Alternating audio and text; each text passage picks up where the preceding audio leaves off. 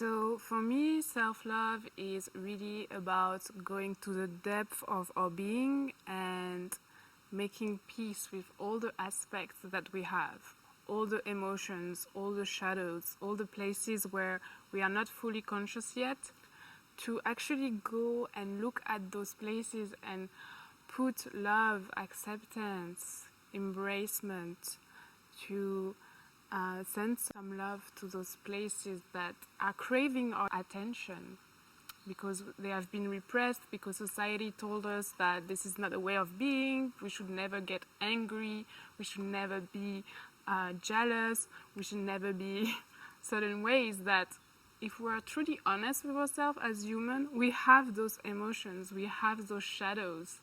And how much can you embrace that? How much can you embrace your awkwardness? How much can you embrace when you feel this cringy, uncomfortable feelings?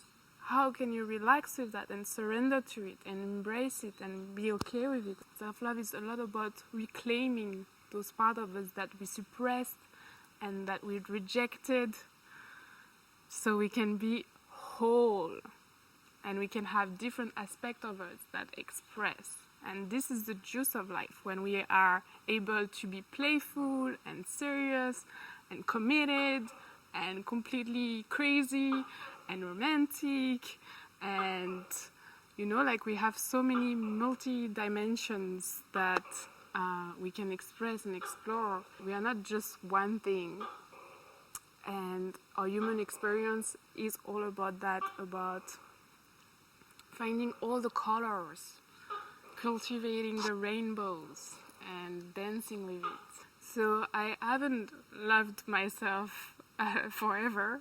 It took me years and years of unraveling and getting rid of layers, and I'm still learning. This is like an ongoing journey. We are always learning and always unfolding, always revealing more parts of ourselves, and this is the adventure of being human.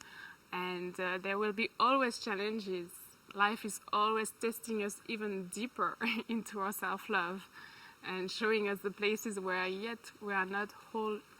And this is a beautiful game, beautiful journey with life, to actually see it as an evolution path, like a game, like okay, I see that I'm not loving myself here. How can I give myself more support, give myself more tenderness, more love towards this direction?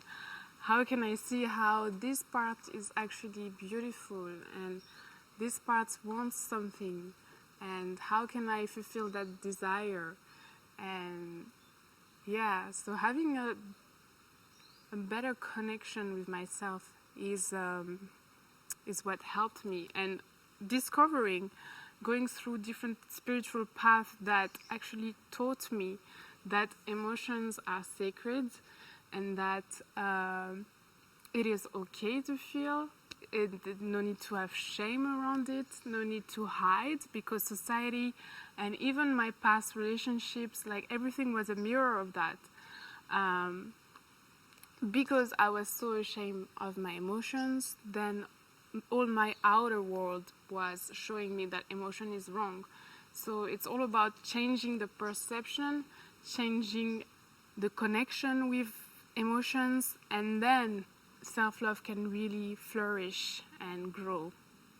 But it needs this first realization, this understanding that emotions are sacred and that everything that is happening within is divine. This is the source energy speaking to you. This is your soul. This is not separate.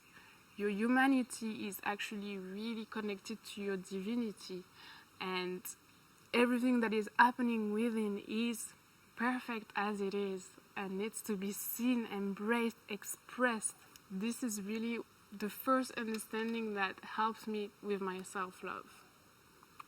Because before, for sure, I was repressing myself, like not allowing myself to feel something, never sharing if I was jealous, not ever acknowledging those parts that seem ugly and not desired and not, we have such a conception about how a woman should be or how you should be in a relationship. For example, you should never be needy, you should never be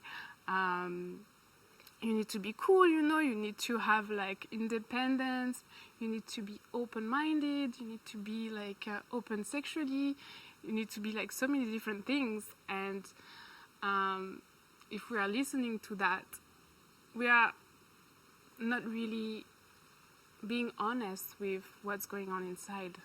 Of course, those qualities are great, but if you're not really feeling it, if you are pretending and wearing a mask, then how can you love yourself? And how can you show up for who you truly are?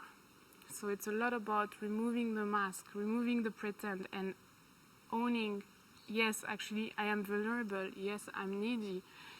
Yes, I am jealous. Yes, I'm not perfect. And when you allow that vulnerability, you actually become so unbreakable, because nobody can break you. You allow those parts of you. You are like, yes, and I love that. This is okay. I'm holding space for that. And this makes you so much stronger, rather than if you repress it and like hide it and like, I'm strong. Then people can attack you and like they will push your buttons. Our pain can really help us to find our purpose, as we are really allowing the pain to be there and to feel it. Then underneath the pain is a real yearning, it's a real desire to change something in the world, to be the change we want to see.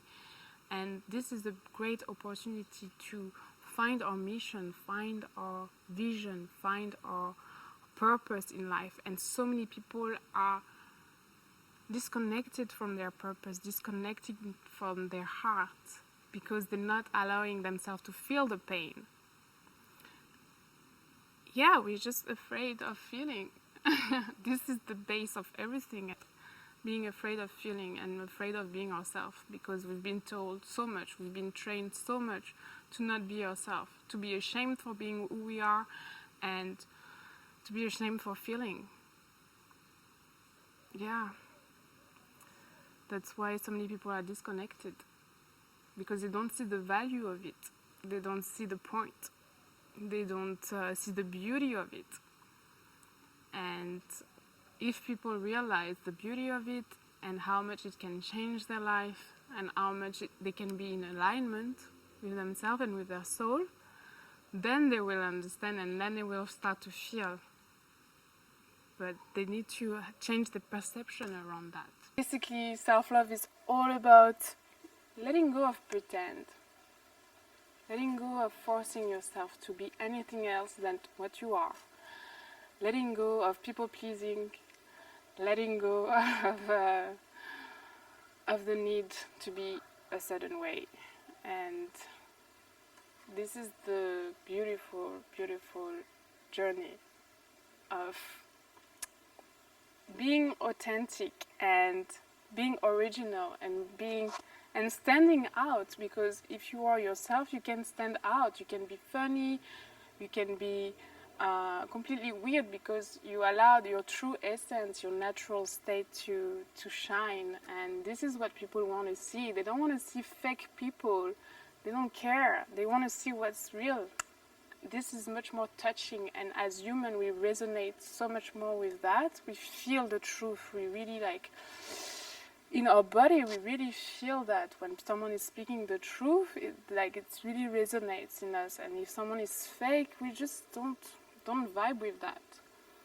So authenticity is a big part of self-love.